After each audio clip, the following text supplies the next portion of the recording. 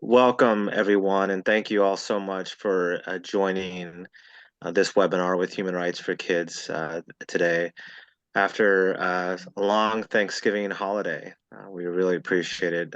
We know that, especially after some of you with the elections earlier this month, there's a lot of stuff going on in preparation for the upcoming legislative cycle, and so we appreciate you all taking the time to learn a little bit more about some of these issues and spending your afternoon with us at Human Rights for Kids.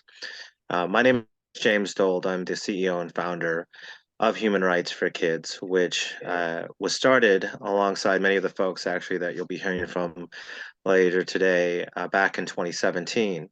It was a bipartisan group of state lawmakers that came together in recognition of the fact that there were so many children, particularly in our criminal justice system, that had been victims of childhood trauma, that had experienced high rates of adverse childhood experiences, that were entering a justice system where their human rights were not being protected or respected, and that really did not have the tools and resources to respond effectively to the trauma that many of these children had experienced earlier in their childhoods and which led them into the justice system to begin with. And from that notion and that basic sense of common humanity, these Republican and Democratic state lawmakers teamed up to form an organization that was geared toward changing the way that these children were treated. And our North Star really was international human rights law, looking at the UN Convention on the Rights of the Child, as well as the International Covenant on Civil and Political Rights, which are really our guiding human rights documents when it comes to protecting the human rights of vulnerable communities around the world. I myself was inspired to move in this direction and start Human Rights for Kids as a result of a lot of trauma that I had also experienced in childhood. I'm a survivor of child sexual abuse and child labor trafficking, which I experienced from the ages of 14 to 16. And unfortunately, I was a runaway. I ended up living with a family where I experienced a lot of my exploitation. And like a lot of kids who go through traumatic events, I didn't see myself as a victim at that time period, but I was engaging in activities and behaviors that were a direct result of that trauma that I'd experienced. You know, things such as shoplifting or acting out in school, getting in fights.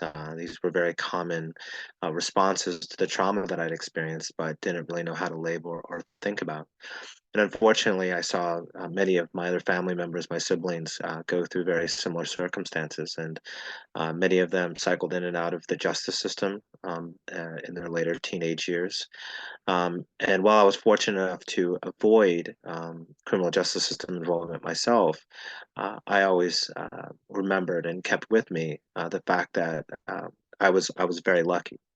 There are a lot of folks who, aren't as lucky and don't get the same grace and luck that I had. And so it was through that difficult time period, though, that I recognized that there was this need to understand and provide greater support and treatment to youth who had gone through traumatic experiences. And that's really what led to my life's work, beginning right out of law school, with fighting to end human trafficking, particularly against children, and then working to end life without parole sentences for youth, and then uh, focusing more broadly on human rights issues here at Human Rights for Kids.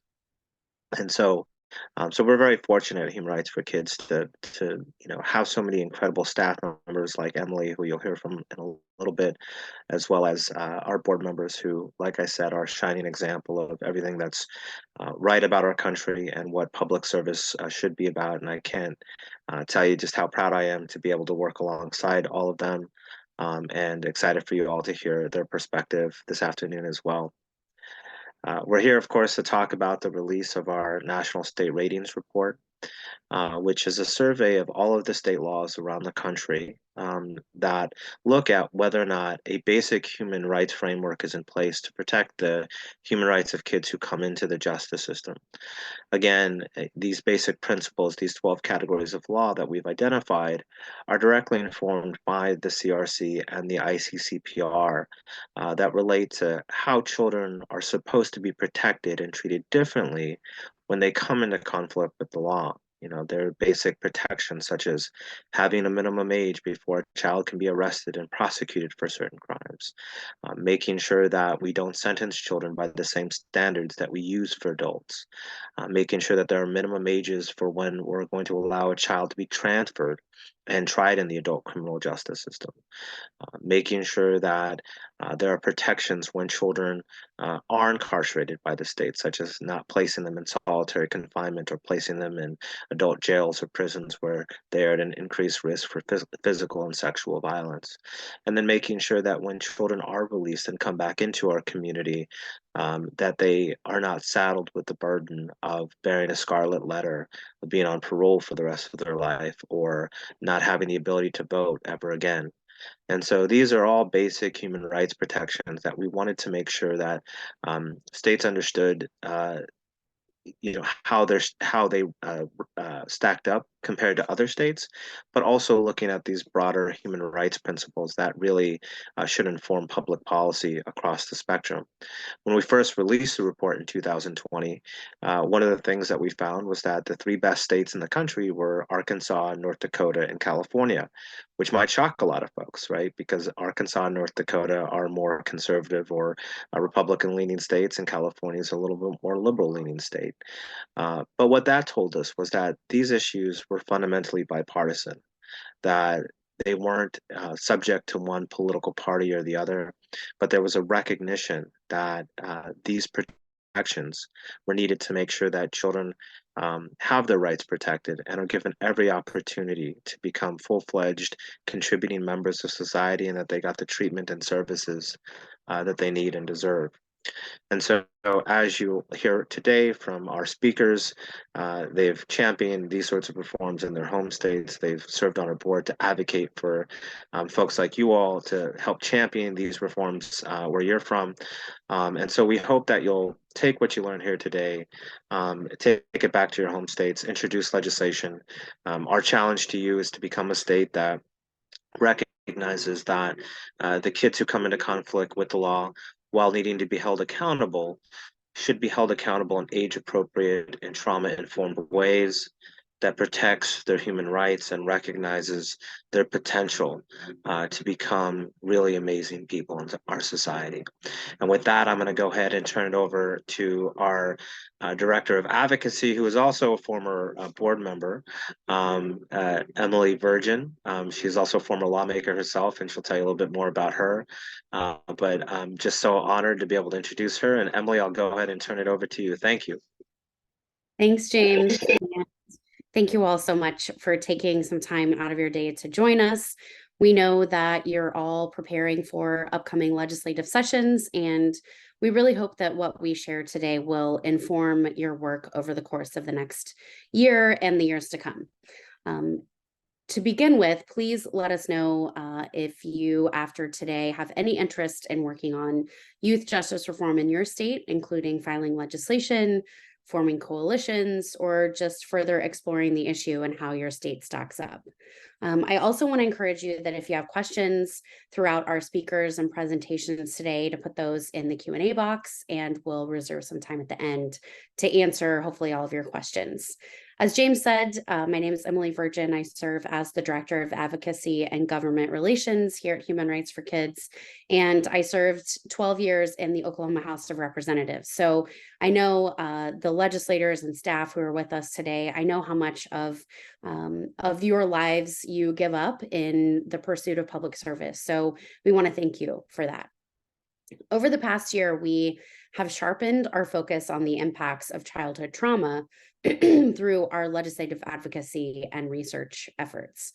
Our Human Rights for Kids fellow, Sarah Cruzan, has embarked upon an incredible project that has uncovered shockingly high rates of trauma among women who are currently incarcerated for crimes that they committed as children. Sarah's work, combined with the findings in our Crimes Against Humanity report, led to the selection of the title of this year's state ratings report, addressing the childhood trauma to prison pipeline. I now want to introduce to you Sarah Cruzan, who is the inaugural Stoneleigh Fellow at Human Rights for Kids. But for many years, Sarah's been an advocate for children in the criminal justice system. And her work with us at HRFK includes outreach to women who are currently incarcerated. And as I said, her work was really the foundation for our advocacy over the past year and the inspiration for this year's state ratings report. Throughout the report, we've featured some of the correspondence that Sarah has received from women who are still incarcerated. The link to the report is in the chat box. And Sarah, I will turn it over to you to share about your work. Thank you so much, Emily. It's an honor to be able to contribute and walk alongside everyone here at Human Rights for Kids. Emily, yes, as you mentioned, I'm super passionate about policy reform. My work is about accomplishing systemic shifts that are rooted in compassion, forgiveness, hope, dignity, and love, especially when it comes to children who are survivors of various trauma violence. The current system that we have, it promotes an overly punitive approach that disproportionately harms children. And this has been going on for decades. My work is about uplifting the voices of incarcerated survivors of sexual abuse and adverse childhood experiences who have been impacted by such policies current. In this last year, I've read through letters and been in correspondence with incarcerated women across America who have been incarcerated since childhood.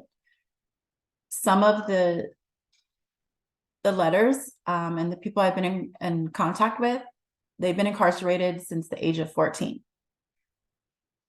And so many correspondences, their vulnerabilities, transparency, honesty, and trust has continued to reflect a collective humility, forgiveness, and resilience in the human spirit.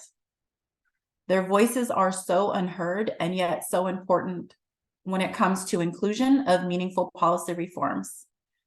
As a survivor of various childhood traumas, youth to adult incarceration, and prison abuses, to name a few, what I do know is reimagining policy that places healing of a child at the forefront is a huge step forward in the right direction and morally just.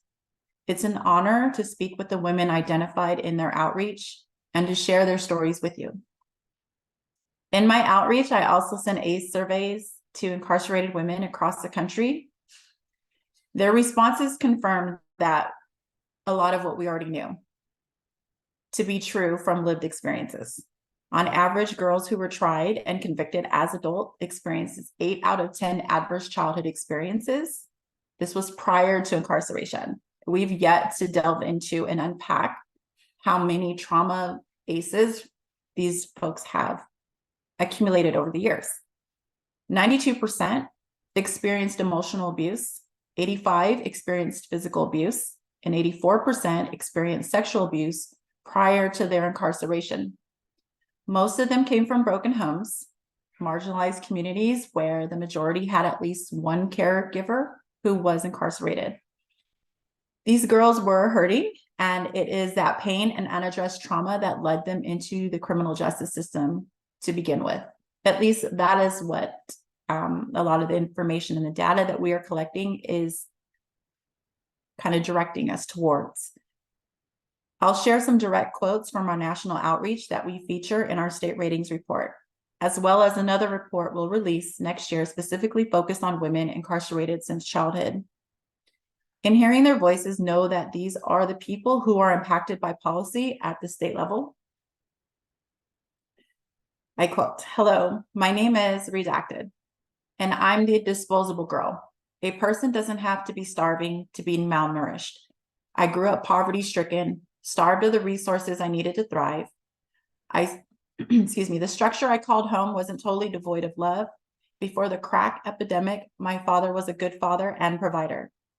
I recall life in 2 segments, before crack, BC, and after crack, AC. From the sexual abuse I endured and overexposure to sexual material, I saw myself as something to be used rather than someone to be loved. At 12 years old, I met a 17-year-old boy that I thought could fill that void, unquote. And I quote, my first experience with abuse was when I was 3 years old. I was sexually abused from 3 to 5 years old. Then physical abuse started when I was 6 and 7, when my foster dad started becoming ill. My mother was in and out of jail my entire life. Actually, she had me in CIW, which is California Institution for Women, in 1990. I didn't see her again until I was 9 years old. Unquote. Here's another one. And I quote, I am an only child to my mother, who is from redacted, and my father, who is from redacted. I witnessed my parents abuse each other at a young age until they split up when I was 6 years old. I endured abuse from my uncle from the ages of 6 until 9. He constantly told me I was useless and that I needed to learn how to be useful. I grew up believing I was worthless. I struggled with fears of abandonment, rejection, and inadequacy, which caused me to have codependent behaviors, always seeking acceptance and belonging, unquote. And my last one, and I quote, I started with 4 life without parole sentences, ran consecutive with the 15 to life sentence on top of that, which has been converted to 100 years to life. I was younger than 3 years old when I first experienced abuse. And with that, I just want to say thank you for the opportunity for being here and holding space as we create change together. Emily, thank you. I will pass it back to you. Thank you so much, Sarah, for uplifting the voices of the people who the policies we'll talk about today will really affect and hopefully prevent those heartbreaking stories in the future. I'm now excited to share with you the details of our state ratings report. Let's see.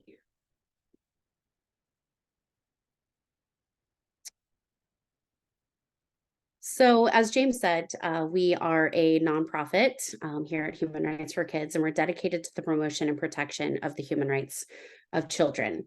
And we do that through a number of ways. Advocacy work, of course, public education, organizing, strategic litigation. And our board of directors here at Human Rights for Kids is intentionally bipartisan because we know that youth justice reform is a bipartisan issue. Something that makes us a little bit different is that obviously we use a human rights lens, but it's also a lens that is trauma informed. We know that the vast majority of children involved in the juvenile justice system have survived high rates of trauma and exposure to violence and are living with the trauma of that experience. This year, as we've noted, we have sharpened our focus on the issue of childhood trauma through our reports and through our legislative advocacy. Our foundation, of course, is in human rights law. Just a quick background on those foundational treaties. Over 30 years ago, the UN adopted the Convention on the Rights of the Child, or the CRC. That treaty has become the most widely ratified treaty in the world, but it has not been ratified by just one country, the United States. We're also informed, as James said, by the International Covenant on Civil and Political Rights, or the ICCPR. But at the same time that the world and the international human rights community was making progress on protecting the human rights of children, the United States was seeing the emergence of the super predator theory and rejection of those human rights norms. The human rights standards that we're based in largely recognize what we all know, that kids are different than adults and they should be treated that way. Many of you are old enough to remember the emergence of the super predator theory, and you remember how widespread it was and how prevalent it was in media coverage at the time. The consequences of the super predator age were drastic. This age led to new laws allowing children to be prosecuted as adults in a number of ways, and that meant by 2009, about 200,000 kids were being tried as adults annually. You have probably heard research around the number of children in the juvenile justice system decreasing, which is an important sign of progress, but those numbers leave out the children who are tried as adults. In our Crimes Against Humanity report, we found that over 32,000 people are currently incarcerated for crimes that they committed as children. Because the United States has not adopted international human rights standards, in 2018, the Inter-American Commission on Human Rights issued this powerful statement about the effects of the superpredator theory and the US's failure to adopt international human rights standards, condemning the fact that the US does not limit its treatment of children as adults to exceptional circumstances.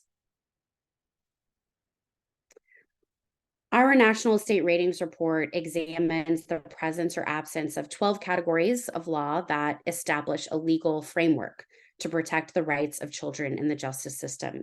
These are all informed by international human rights standards, and they cover 4 main areas: entrance into the system, the treatment of children as adults, conditions of their confinement, and then release and social reintegration of childhood offenders.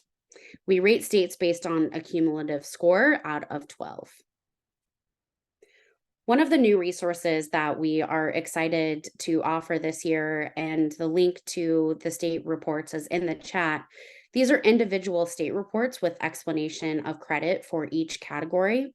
We have pulled every statute that relates to our ratings categories, and those are all listed in our state ratings reports. We hope that you will take the time to go and look at your report and see where your state receives credit, where it doesn't, and where we can improve. We also have a model law report that where we've drafted model laws to bring states into full compliance. These laws are incorporated in our state ratings report, but you can also find them on our website in the Fight for Our Soul report, a legislative blueprint for changing the way the criminal justice system treats children. These are the 12 categories by which states are rated, ranging from the beginning of the system in due process and custodial interrogation rights, all the way to post-incarceration supervision and voting rights. Here is a breakdown of how many states are in each tier and what that tier means. Only one state, California, receives 10 or more points. We have 11 states and DC in tier 2. That's up from 10 last year. Unfortunately, though, 38 states are ranked in the bottom 2 tiers. In our 2023 report, we recognized Minnesota as the most improved state, and we also always recognize the worst human rights offenders. Alabama, Georgia, Mississippi, Tennessee, and Wyoming this year receive only 2 points out of a possible 12.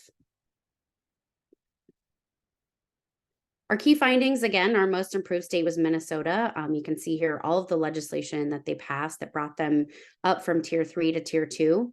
We also track each year state legislative trends. One of those strong trends is strengthening due process rights, also ending life without parole, and restricting the use of solitary confinement for children.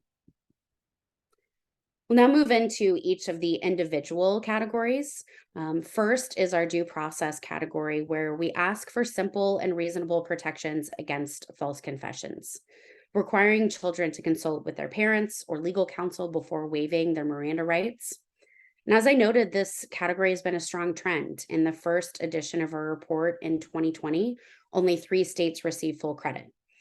In 22, that number doubled. And then this year, Hawaii joins the states that have passed laws to protect kids' constitutional and human rights post-arrest. You'll hear from the primary sponsor of that legislation later on. States without those protections should look to Maryland as a model for how to best protect kids at the point of entry. One of the central pillars of human rights for children in the justice system is the establishment of a minimum age of criminal culpability. States can receive credit here if they prohibit all children under 10 from being adjudicated delinquent in the juvenile system. And while international human rights standards encourage states to set the age at 14, in our initial report, we found that only a minority of states even set a minimum age of 10. Massachusetts is the only state that sets a minimum age of 12, with no exceptions. And we encourage states to follow the Massachusetts model, but they can also look to policies in Louisiana and Texas, which set the minimum age at 10. And Maryland offers a workable alternative with a minimum age between 10 and 13, depending on the offense. Human rights law also states that every person under 18 at the time of the alleged commission of an offense has the right to be treated in accordance with the juvenile justice system, different from the criminal one. Our maximum age category asks that all children 17 and under be included in the juvenile system, and only 3 states, Georgia, Wisconsin, and Texas, exclude 17-year-olds from the juvenile system. Our adult court category recognizes that every state allows children to be prosecuted in the adult system. And again, these laws are the primary reason why there are so many people incarcerated in US prisons for crimes they committed as children. To begin to respond to this human rights crisis, it's critical for states to establish a minimum age below which children cannot be prosecuted as adults. In this category, we ask that states prohibit the transfer of kids under 14 into the adult system, and that they require a child status hearing in all cases. Only one state, Kansas, receives full credit, and then 19 other states receive partial credit. Because every state allows for children to be prosecuted as if they were adults, it's really vital for states to allow sentencers to sentence children differently than they would adults. In our mandatory minimum sentence category, we ask that states allow judges or juries to depart from any otherwise applicable mandatory minimum sentence. Considering children's diminished culpability relative to adults and increased prospects for treatment and rehabilitation, states really should allow sentencers to depart from those mandatory minimum sentences. States should look to Virginia for model provisions on how children should be sentenced if they are convicted in adult court. Here's what I found.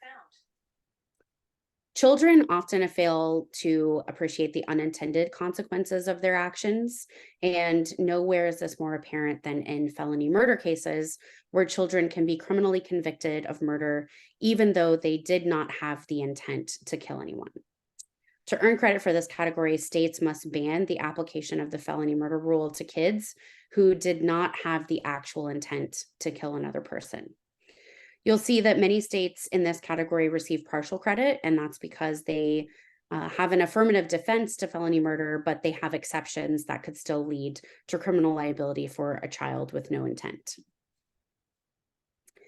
The use of life without parole sentences on children is perhaps the worst human rights violation profiled in our report, and that has been deemed cruel, degrading, inhumane punishment throughout the rest of the world. Such sentences cast an irrevocable judgment on children that deem them unworthy of living in a free society ever again, no matter how much they change over time. States must ban life without parole together, with no exceptions, to receive full credit.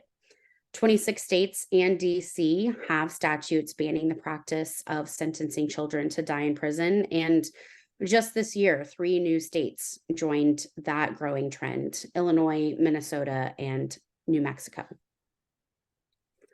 Going along with the life without parole category, to ensure that sentence enhancements, stacked sentences, consecutive sentences don't circumvent those bans on life without parole, states should also enact policies that end de facto life without parole.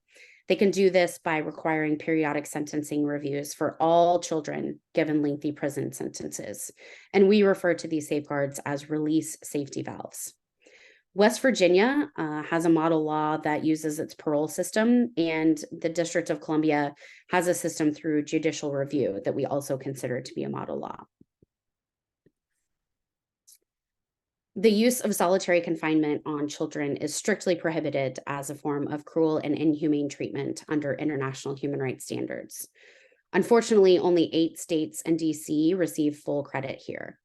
Many states receive partial credit for statutes that protect kids in the juvenile system, but they fail to protect kids who are placed in adult facilities. California and West Virginia have the best laws in the country, as they ban solitary confinement for kids in juvenile facilities and also prohibit kids from being incarcerated in adult prisons.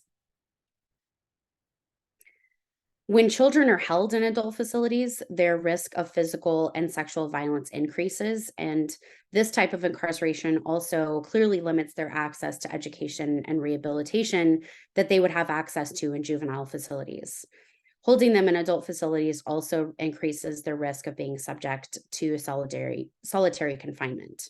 And that's why we ask that states prohibit children from being held in any type of adult facility. While many states regulate sight and sound between kids and adults, only 3 states prohibit detaining or incarcerating kids in adult facilities: California, Rhode Island, and West Virginia. Finally, in our post-release categories, promoting reintegration and the assumption of a constructive role in society for formerly incarcerated kids means that they have to be able to discharge their full sentence, including any post-release supervision, which many states consider a part of a person's sentence. This means in many states that children are not able to move on with their lives and become productive members of society because they're still serving lifetime supervision. We ask that states enact laws to allow all formerly incarcerated youth to be discharged from supervision at a reasonable point. And all but 9 states receive credit here, with Alaska having one of the best laws in the nation. Our final category deals with voting rights and restoration of those rights. People incarcerated as children can't achieve full reintegration if they're denied the rights and privileges that are given to others. And we know that no right is more important to active citizenship than the right to vote. We ask that states create a pathway for all formerly incarcerated children to have their voting rights restored once they've reached voting age and they've been released from either incarceration or supervision. 41 states and DC have statutes in place creating these pathways. And for the 9 states that don't receive credit, they should look to states like Nevada, where formerly incarcerated youth are permitted to vote once they've been released from prison. So what does all of this information that I just threw at you mean? Well, number one, most of the nation is still failing to protect the human rights of children in the justice system. Number 2, as James said, we see a mix of red and blue states in the top tiers and in the bottom tiers. We're making progress in red and blue states, but we're also failing in red and blue states. We also continue to see important reforms pass each year in a number of states in a bipartisan fashion, meaning that these reforms are truly possible anywhere. And finally, a guiding principle for all of us and what we base our work on here at Human Rights for Kids: there can be no keener revelation of a society's soul than the way in which it treats its children.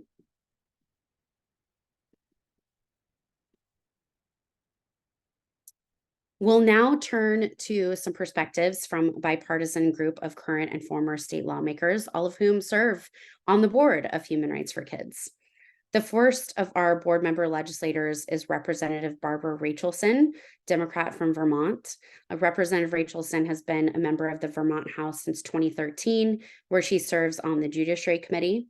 She also teaches on nonprofits and social change at the University of Vermont and has over 40 years of experience in the nonprofit sector. Barbara, thank you for being here today, and the floor is yours. Thank you so much. It's really great to be here as a board member of Human Rights for Kids, and I'd love to encourage all of you to use this amazing organization. They are such a fantastic resource. So let me quickly say a little bit about myself in Vermont, since we're a little bit of an anomaly. We are a part-time citizen legislature. We have no staff, and as I mentioned to Emily earlier, we have no offices, but the no staff is really the part that is particularly hard, because we rely on ourselves, or when we're fortunate to have interns to help us with the research. People that have worked with me know I'm like a research geek, and so when I was able to get my hands on information on juvenile justice issues before actually James started Human Rights for Kids, it was music to my ears. And I got the chance to work with James, and would say that James got us over the finish line in Vermont to pass banning juvenile life without parole. So I cannot say enough how important it is to build these bipartisan, and in Vermont's case, tripartisan coalitions, and find common ground to get these bills passed. It's too easy for people to frame these basic human rights that, again, we know that the UN has said, is happening in so many countries around the world. These are basic human rights that the score is based on, not liberal reforms that are loose on crime. And that's so much of what I end up hearing at times. And I think one of the things that's so important about this report is it helps us to compare apples to apples based on, again, the UN human rights recommendations. There's solid evidence. It doesn't mean that we're going to have people running around making our communities unsafe, just the opposite. As you all know, it's not always about the issues. When I worked in the Michigan legislature, which did have staff, and I was lucky to be one of them for a while, there were times when it was like, I'm not signing that bill because so-and-so signed that bill. And it's like, you've got to be kidding. Like, this is about the issues. But I've got to say, utilizing the Human Rights for Kids staff, they will come in, they will testify.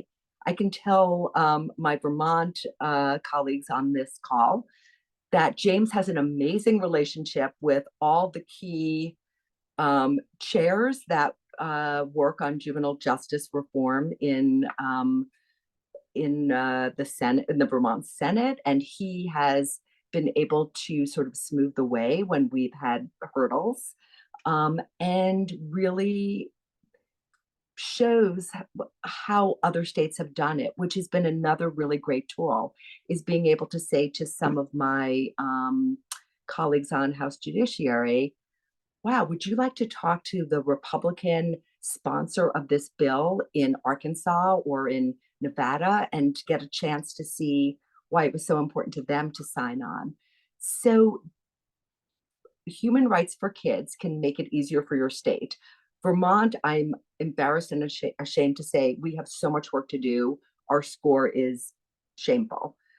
The other thing is that I have learned and been working on is Vermont hasn't even shared all the data. So one of the big challenges, and I can't remember if other states are in this boat as well, is making sure that the data is shared, it's transparent, and that that we are, again, trying to take the emotion out of it, because right now in Vermont, their crime rates are high. We just had a 14-year-old who is being charged with murder. We have a lot of crime going on in Burlington, which is where I represent. And people are saying, do away with this, stop doing reforms. We need longer sentences. And it's everything that we were referring to before with super predators. It's not based on facts or evidence, it's based on fear. And we will make our states less safe if we allow people to equate taking these drastic steps that have no evidence or research behind them, and we lose even more ground than we have. So I'll stop there. And the other thing is, like, take your vitamins, because perseverance is really important. Yes, a good reminder for us all, Barbara. Thank you. Our next guest is former Senator AJ Griffin, who served as a Republican in the Oklahoma Senate for 6 years. And I was lucky enough to work with AJ in the legislature. And I'm so grateful that She's chosen to spend some time with us today. She's now the CEO of the Potts Family Foundation in Oklahoma, where she continues her work to improve the lives of Oklahoma's children. AJ, take it away. Thanks, Emily, and thanks everyone for letting me be here. This work with Human Rights for Kids is a great way that I continue perpetuating my public service to children in Oklahoma. And at the Potts Family Foundation, we work to strengthen resilience in Oklahoma kids by supporting the families that are caring for them and working towards improved policies for children of all ages. So this is still my day job, not as a lawmaker anymore. I come from a state in the center of the country, and you notice that we're going from one coast to all the way to the other side of the country. That at one point had the distinction of being the biggest incarcerator of human beings in the world. We incarcerated more people per capita than anywhere in the world. Initially, that was just for women, and then we became non-gendered. And we at one point were incarcerating just more people than anywhere in the world. And so it's been part of a concerted effort to roll that back, and we are making progress around criminal justice reform. However, we still lack whenever it comes to the juvenile system in our state. And I look at this as a system to provide the data and the evidence to change the framework of the system for juvenile justice from one that perpetuates the cycle of trauma, and in fact, in many families, exacerbates the cycle of trauma in that family, to one that can nurture resilience. And the great thing about the framework provided by Human Rights for Kids is that these are policies that are really, they're not necessarily slanted one direction or another. These are just a basic framework for protecting individual rights. When I was first elected, I actually ran a youth services agency in Oklahoma when I ran for office. And when I was first elected, really began to look at our juvenile code and realized that the adults in the criminal justice system had significantly more access to fair and impartial treatment than the kids did. It made me realize that we had so much work to do. I think it's important for lawmakers and anybody working in the policy arena to realize that policy lags behind the public sentiment. So we're playing catch up to what the public has wanted now for several years. And that's just, it happens in technology where policy is always behind, and it definitely has happened in this area. And then the research often can be the tip of the spear. Sarah so eloquently described what Human Rights for Kids is doing around the research. Use that. And I know that the representative mentioned neutralizing the passion that is behind this issue. When you work with victims groups, when you work with child advocates, passion is usually what they're not short on. But sometimes just being informed advocates is what you need to create when you begin to work on policy. And the power of a cadre of informed advocates is what creates change. So I encourage you to use this tool to neutralize the passion behind the issue and to go back to the evidence. These are thought out policies that create a framework for equal justice, which is should be at the forefront of anyone working in the policy arena. Thank you so much, AJ. And finally, our last legislator board member is Representative John Mizuno from the great state of Hawaii. And we're especially grateful that John is here with us because it is much earlier in the day in Hawaii right now. Representative Mizuno is a Democratic member of the Hawaii House and was first elected in 2006. He served as Vice Speaker and now serves as the chair of the House Human Services Committee. And as I said earlier, John was the primary sponsor of House Bill 781 this year, which strengthens the rights of Hawaii's children during custodial interrogations and was signed by Governor Green. John, thank you so much for your work and for being here with us today. Thank you, Emily. Thank you for allowing me to be here. Wanted to shortly go off on a slight tangent and share with you my relationship with James and just a little background. I'm serving my ninth term in the legislature. James and I met early on. I think it was my second term. We were working on human rights, sex trafficking, sexual assault, and domestic violence. And in fact, I visited James in Washington, D.C. At that time, James, if you recall, Hawaii was, I think, one of bottom 10 states on laws relating to domestic violence, sex trafficking, human trafficking. With his help, we were able to craft legislation that both the House and Senate agreed to. And we ended up bringing Hawaii kind of in the middle tier of all the states relating to domestic violence, sexual assault, human trafficking, sex trafficking. So just wanted to shout out to James. Thank you, brother. Been on a long journey. I wanted to thank Emily and James. They worked with me to pass House Bill 781 this year, just a few months, about 6 months ago.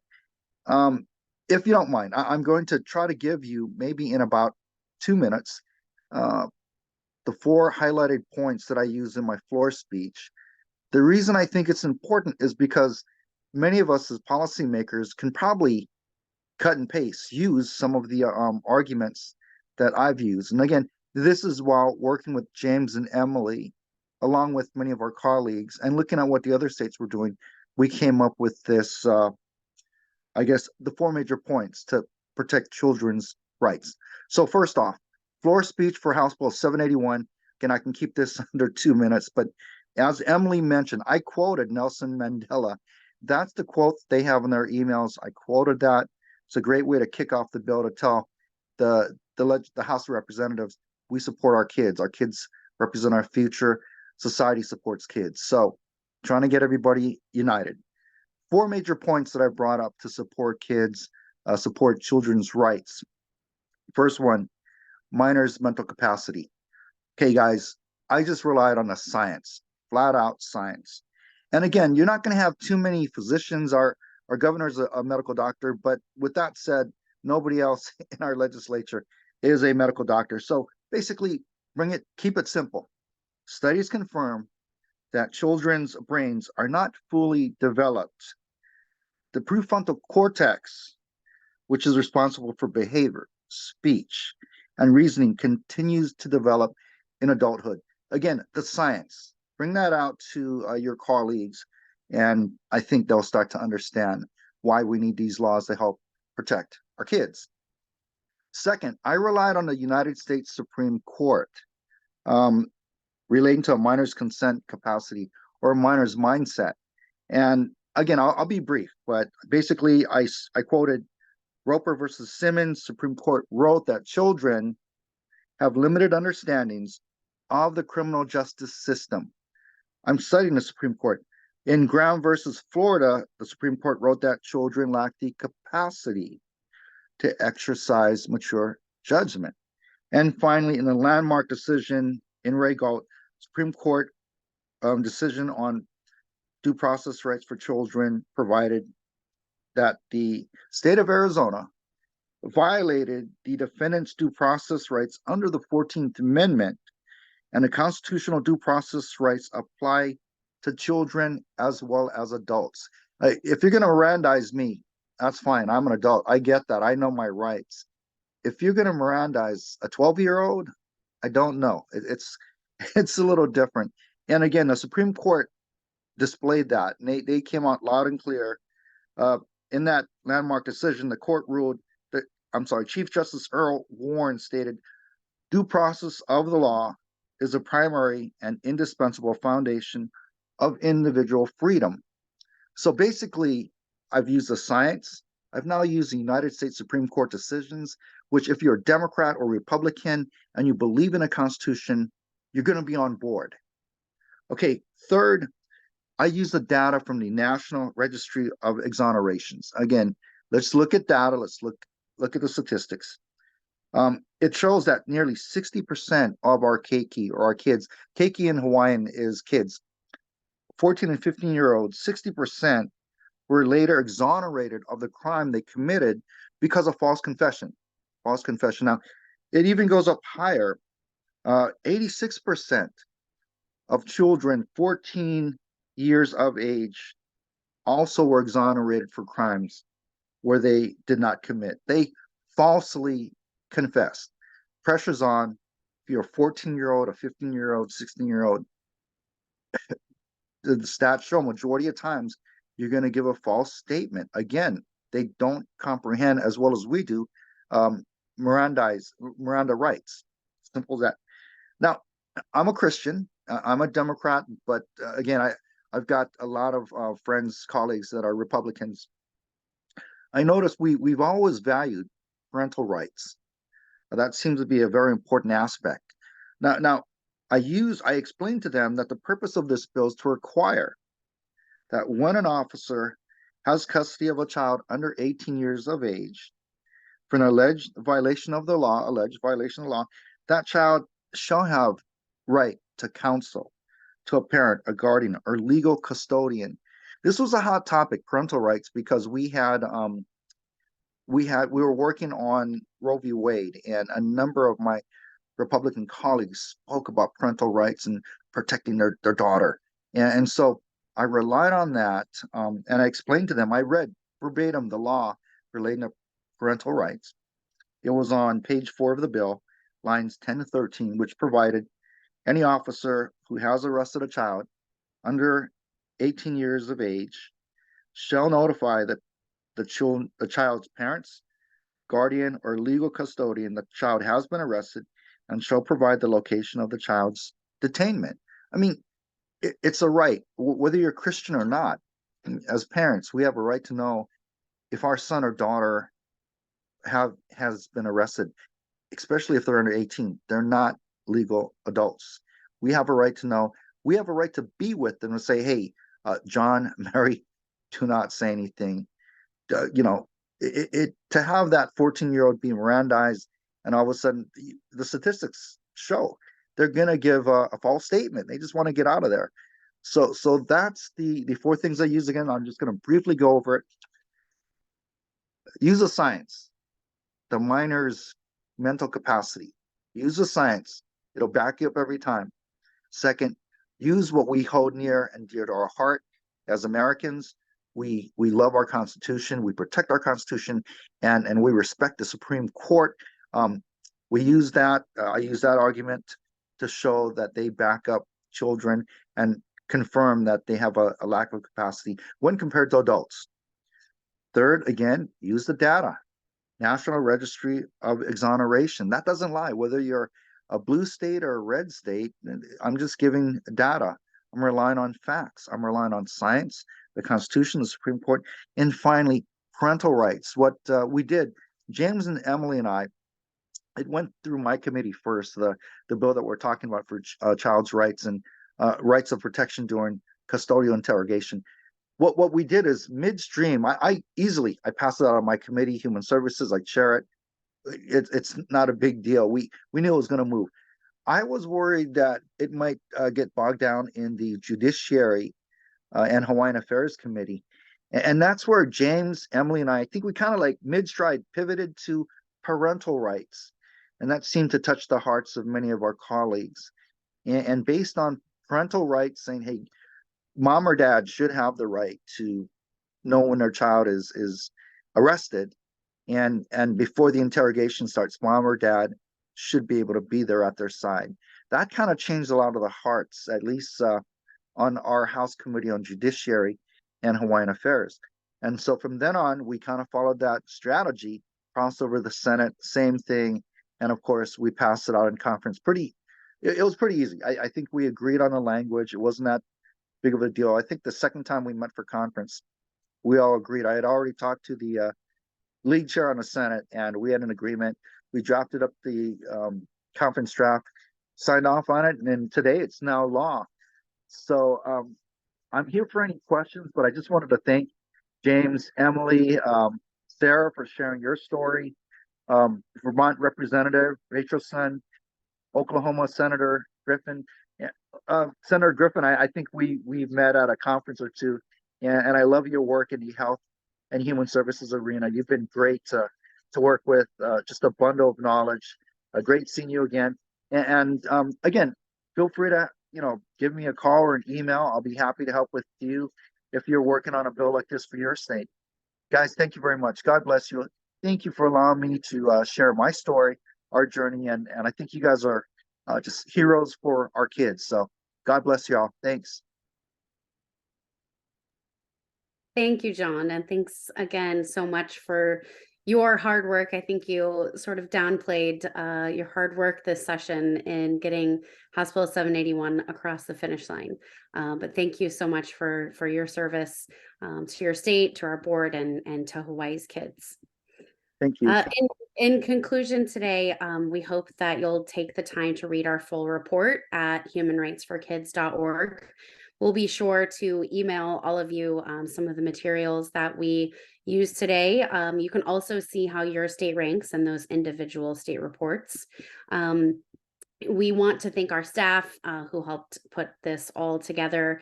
We thank the Juvenile and Justice team for the really powerful images that are in our report. And we hope that today's event serves as inspiration to do the important work of protecting kids in the justice system. And we also hope that it serves as a call to action.